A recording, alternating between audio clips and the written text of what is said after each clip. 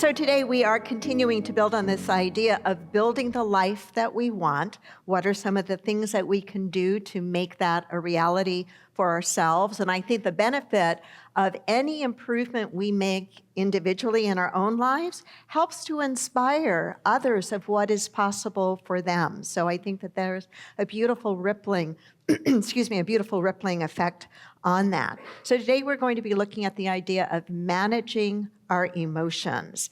The book, Build the Life You Want, is a book that's written by Arthur Brooks and Oprah Winfrey, and there's a series of interviews that support the book as well. And last week we learned to look at happiness maybe a little bit differently, to reframe it that happiness is really not the goal, happiness is a direction. And that perhaps a more worthwhile or achievable goal is not happiness per se, but to be happier. I hope some of you were working with that idea last week of just holding the word happier in your mind and in your practice. That maybe it's not about making unhappy feelings be the enemy and the bad, but rather to know that in the midst of whatever we might be going through temporarily and situationally, that even in that, even in that, we can choose to be happier. There are things that we can do. Hang on a second.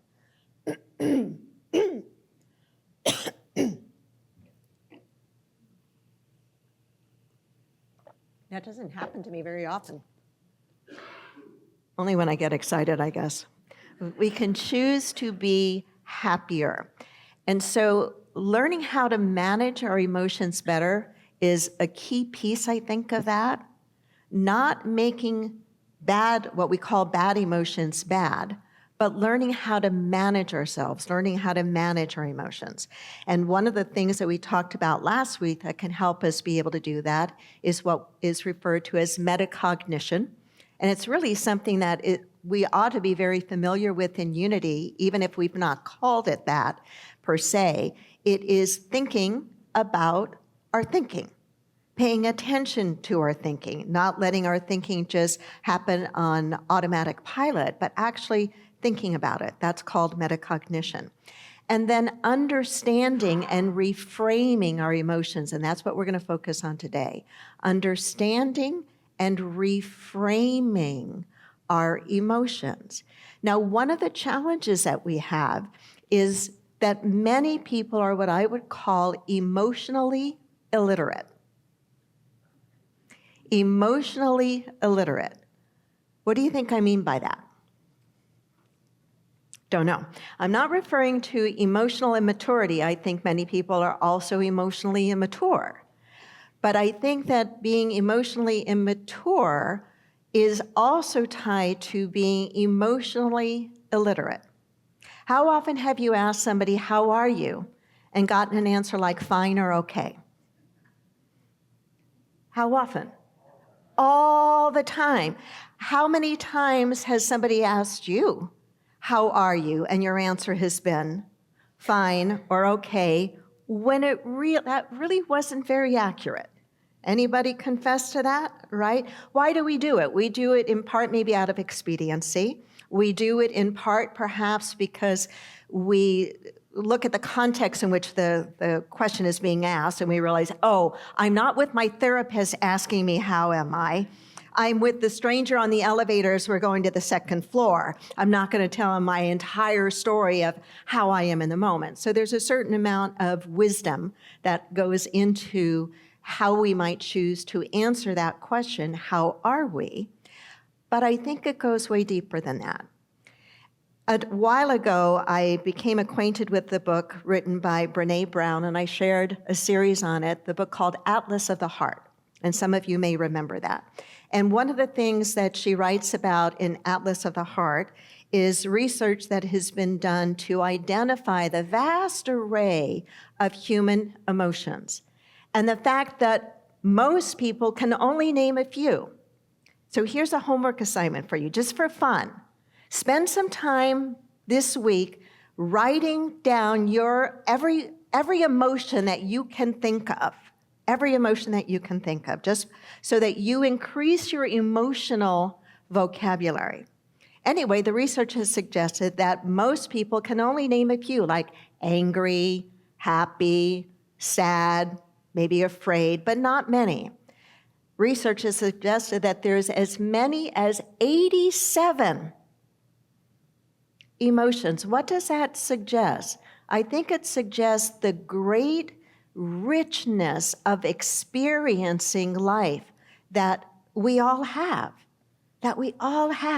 But in order to be able to manage our emotions better, in order to be able to respond, I think, with greater maturity, we have to have a greater sense of what is it that we are really experiencing right now? What is the emotion that we are truly feeling? Some of the research suggests getting more granular with our ability to distinguish what it is that we're feeling, to distinguish our emotions. For example, frustration and anger are not the same thing. Joy and contentment, there's a difference there. Being able to be more precise, first for yourself, with what you're really feeling, what emotion you're really experiencing, and in the ability to name it, to understand, to name it, we usually can then better understand it and can often make better choices around it. Brown says, language shows us that naming an experience doesn't give the experience more power. It gives us the power of understanding and meaning. Let me read that again. Language shows us that naming an experience doesn't give the experience more power.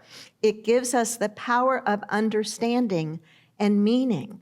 What is it that we're experiencing? What is the feeling that we are really having in the moment, the emotion that we're really having? And remember, emotional well-being is also tied to our mental well-being. We know that our mental well-being is also tied to what? Our physical well-being. You put all of that in the mix, and all of that impacts the way that we show up in life, the way that we show up in our relationships, the things we have the courage to say yes to, the things we have the courage to say no to, what we move forward toward, and what we move away from. So understanding ourselves more clearly and deeply empowers us to be able to make better and different choices.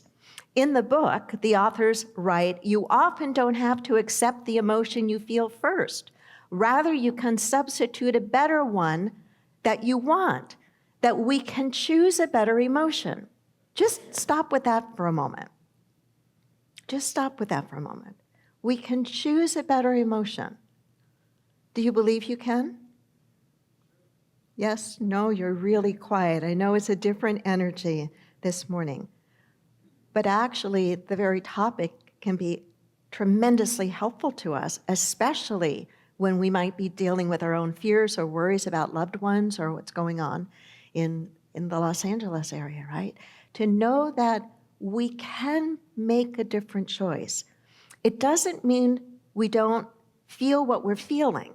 We feel it, and we practice being more literate so we can accurately or more accurately name it.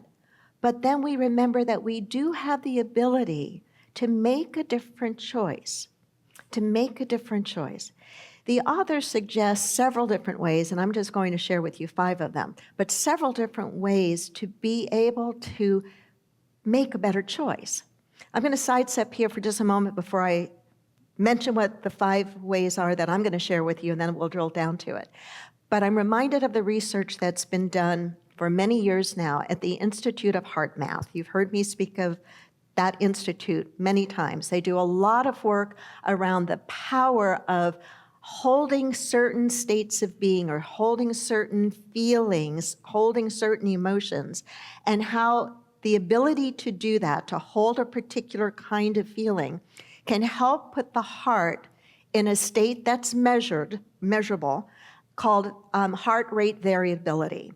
And in particular, their research has shown that when a person can hold, not grip, but hold or practice the energy of gratitude, that helps to bring their heart into a state of balance. Heart rate variability becomes smoother. Why might that be important? The answer to that is because when heart rate variability is smoother, one is more at peace, and one's ability to think more clearly and make better decisions is heightened. Is that not valuable? Absolutely. And so many times in our mindfulness meditation practice in a Sunday service, I'll suggest to you to hold that feeling of gratitude. And of the feelings that they have, emotions that they have measured, the feeling and emotion of gratitude actually is the one that seems to work the best for the most people to put themselves in that place of heart rate variability being smoother. So in many ways, with these, what Arthur Brooks and Oprah are writing about in this part of the book of managing emotions and the fact that we can choose a different emotion is supported by some of the scientific research as well. Not saying it's easy. It does take practice. That's why they call it practice, right? If it was automatic and was easy, we wouldn't have to what? We wouldn't have to practice it. Some of us have become expert at practicing worry and fear. Right? Right? We can become more expert, if you will, at practicing calm, at practicing patience, at practicing understanding. So some of the ways that are suggested in the book, Build the Life You Want, are these. The practice of gratitude can help us to learn how to manage our emotions better. Laughing and humor. Hope, compassion, and focusing less on ourself. So I'm going to read those again really quickly, and just notice if there's any of those that are surprises to you, or if you have any reaction to any of them. Practice of gratitude, laughing, humor, hope, compassion rather than empathy, and focusing less on yourself. So the first one, practicing gratitude. Already shared with you quite a bit of research that the Institute of Heart Math has done for years about how to help people manage stress, how to help people be more skillful in their relationships by being able to manage their behavior in a more appropriate and mature way. And gratitude is at the top of their list from the research. If I were to ask you right now, not even to close your eyes, but just to hold the feeling of gratitude, can you do that? Can you feel that? It's usually a pretty easy feeling or emotion for many of us to move into. We can hold that right now just for the fact that we are safe right here, right now, right? None of us ever knows what's going to happen in the next moment, but right now, we are okay. We can feel that experience of gratitude. And what we know is that with practice, when we repeat things consistently, not only do they become more familiar and eventually they become more automatic, but we really are reworking the wiring, the neurological firing of the synapses in our brains. We're building a new rut in the brain, a good rut in the brain, if you will. And this idea of practicing gratitude is not gratitude for, but gratitude in spite of. So we don't have to be grateful for the bad things that happen, but we can be grateful in the experience by knowing that there's something good in it, that we can focus on something in it that is a positive, that causes us to feel gratitude, that causes us to feel relief. Last night, as I was kind of reviewing my notes, I found myself writing this quote to myself: gratitude is like a Teflon coating for the soul. I think of Teflon, and I think, when you're cooking with Teflon, what? Everything slides out of the pan really easily, very little cleanup. I think gratitude is kind of like Teflon coating for the soul, that it allows whatever agitations we're feeling and upset we're feeling to slide right off, to not take root. The second idea that they suggest is finding a reason to laugh. Finding a reason to laugh. And what's interesting to me is they said that some studies show measurable benefits of consuming humor, but that those same benefits don't seem to hold true simply by the choice to be funny. Interesting that the research says consuming laughter, consuming humor can be beneficial. How many of you remember the section of the Reader's Digest called Laughter, the Best Medicine? Yeah, that was my favorite part of Reader's Digest. I would always tune to that, and then I think their quotes. But laughter, the best medicine. And sometimes the things that they would put in there were really corny, right? And sometimes they were downright hilarious. A couple of, maybe a month or so ago, I think my family and I were feeling just kind of in the slump over stuff that was going on in the world, and we decided that we needed a good laugh. And we don't do that very often. We don't very consciously say, oh my gosh, we need a good laugh. Do you? Do you kind of choose, like, you know what, I haven't laughed in a while. So I thought, what are we going to do to have a really good laugh and not laugh at somebody, right? A lot of humor, I think, can be dark and be downright cruel. So not the kind of humor that puts somebody or something down. So if you have never seen this, I want you to go home and find this, okay?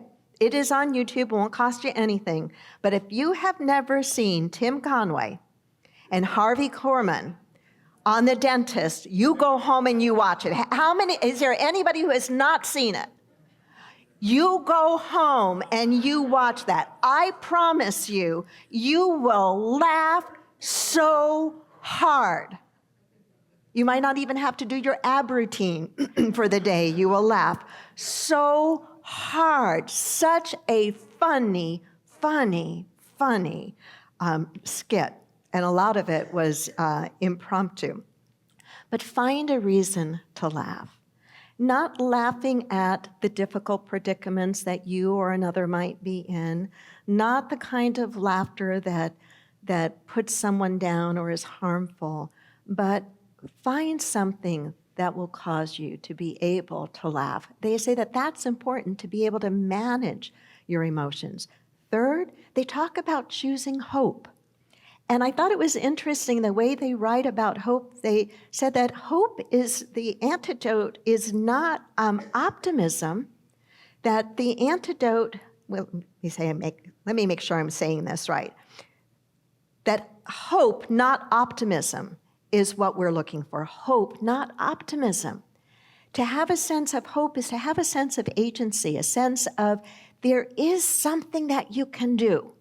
There is something you can do to change the situation, to improve the situation. And that pessimism really defeats us. That pessimism tends to cause us to not take action, to postpone, to either be passive or aggressive or to avoid. But that if we can hold the energy of hope, if we can choose hope, then we are better able to deal with whatever it is before us. I think one of the values of communities such as ours, teachings such as ours, is that we gather together in a very hopeful way. We make it a practice to look for the good, to try to see it, to try to call it forth. Sometimes it's easier to do than other times, but we don't give ourselves the excuse of not trying just because it's difficult. So we look and we say, how can I be hopeful in this moment? Jimmer shared things this morning as he was talking about what's going on in LA and how people are just rising to the occasion that some of the very best of humanity is coming out. That should give us a sense of hope, should it not? That's who most people are good people. Would you not agree? Most people want to make a positive difference. And it's easy to become discouraged if we're only listening to one train of thought or one viewpoint of the world. Hope, choose hope. The fourth that they suggest for managing our emotions is compassion, and they contrast it to empathy and suggest that compassion is healthier than empathy, that sometimes with empathy, we're getting too much into the situation and getting entangled in it to where we really are not able to be clear-headed and clear and open-hearted to make a positive difference. That compassion includes empathy, but it includes the wisdom to know how to show up and be helpful in the moment. Does that make sense? They suggest that rational compassion is what we ought to strive for. And that rational compassion includes empathy, of course, but it adds to it the courage to be strong in the face of another's pain and suffering. The courage to be strong in the face of another's pain and suffering. In many 12-step programs, they talk about the need for what kind of love sometimes? Tough love. Unconditional, but tough love. Meaning sometimes you have to speak a truth that might be hard to hear. You might need to, what do they say when you get on an airplane? Put your own oxygen mask on first before you go help the other. Make sure that you're in the right place, motivated for the right reason, the highest reason, to be of support and help to another, to offer not a hand out per se, but a hand up, which says, I believe in you. I know you have the power and potential within you to be strong, to make it through this, and I will be by your side to assist in a healthy way, in a genuinely helpful way. They write, to become more compassionate, start by working on your toughness. An interesting approach. To become more compassionate, start by working on your toughness. Be tougher in the face of to be tougher in the face of another's pain doesn't mean feeling it less. Doesn't mean feeling it less. Rather, you should learn to feel the pain without being impaired to act. So you can feel the pain, but you're not taking so much of it on that you can't be of help. Does that make sense? Managing your own emotions, knowing where you are on the spectrum, having a good emotional vocabulary so you can distinguish and see where you are. And the last, and this one might seem a little contradictory in a movement and a teaching that places a lot of emphasis on personal work, personal growth, which certainly Unity and Science of Mind and New Thought are very much about taking personal responsibility, accountability, working on yourself, and so forth. So this idea might seem contradictory to that, but it really isn't. They suggest that one of the ways to manage our emotions has to do with learning to focus less on ourselves. Take that in for a moment. Learning to focus less on ourselves.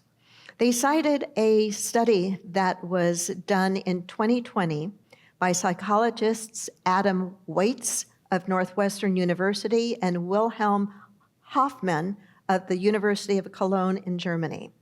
And these two psychologists set out to answer a question, and the question they wanted to answer was this: do people get happier when they focus on their own desires or when they focus on doing something for others instead?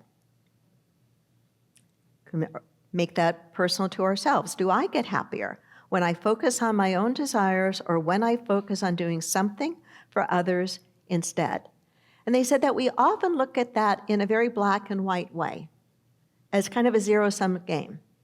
As a, if I focus on you, if I do something for you, then I'm going to be less. It's going to deplete me in some way. And so they devised this study, this experiment. They had, 263 participants that participated, and they had 3 groups of these individuals.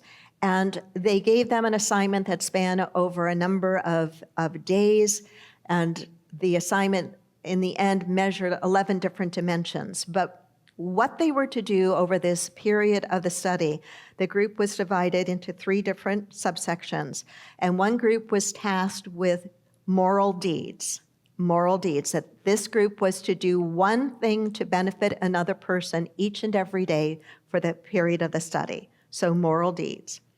The second group was assigned with a task, moral thoughts. And that group, every single day, was to hold a moral thought, a prayer, an affirmation, a positive thought for another every single day. And the third group was to treat themselves to something every single day. And when they then assessed the participants afterwards and put them through a battery of tests, the way that the participants answered their questions revealed the following, and you're probably not going to be surprised, that the group that was tasked with doing a moral deed, something nice for someone every single day, didn't have to be big, that group rated themselves and their experience and their enjoyment absolutely noticeably higher than the second group that was just focusing on moral thoughts, and much, much higher than the group that was focusing just on themselves. And I think, in a way, it's this idea of valuing ourselves, but not at the exclusion of another, of realizing that we are really all in this together, that when we keep our eyes open and our minds and our hearts open to just look up and look around us, who needs an encouraging word? Is there something I can do for this person in this situation that could be of help? That when we live from that energy, we probably benefit even more than the one on the receiving end. In the book, they write, observing the world and caring for other people without making so much of life about yourself is one of the best ways to increase your own well-being. I'm going to read that again. Observing the world and caring for other people without making so much of life about yourself is one of the best ways to increase your own sense of well-being. To me, that's exactly what Jesus talked about. Exactly what he talked about. When he talked about, when you did it for the least of these, you did it for me.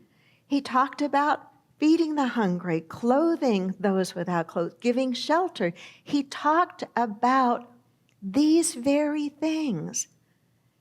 What is the quote I read earlier that I liked from C.S. Lewis? I put it down here. Humility is not thinking less of yourself, it's thinking of yourself less often. And instead doing what? Focusing on another.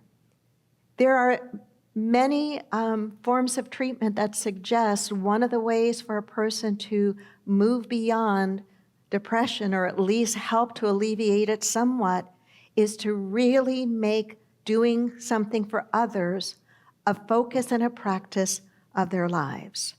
I think there's a lot of ancient wisdom and truth that supports that. And so, as I close this, I just invite you, and I'm going to practice this as well, to become more emotionally literate, to distinguish more clearly what it is that I'm feeling so that I can make a better choice, if in fact there is a better choice to make, that I can make a better choice to be of service, to be of help, and to be willing to focus less on myself, and to practice what the Dalai Lama calls enlightened selfishness. Namaste.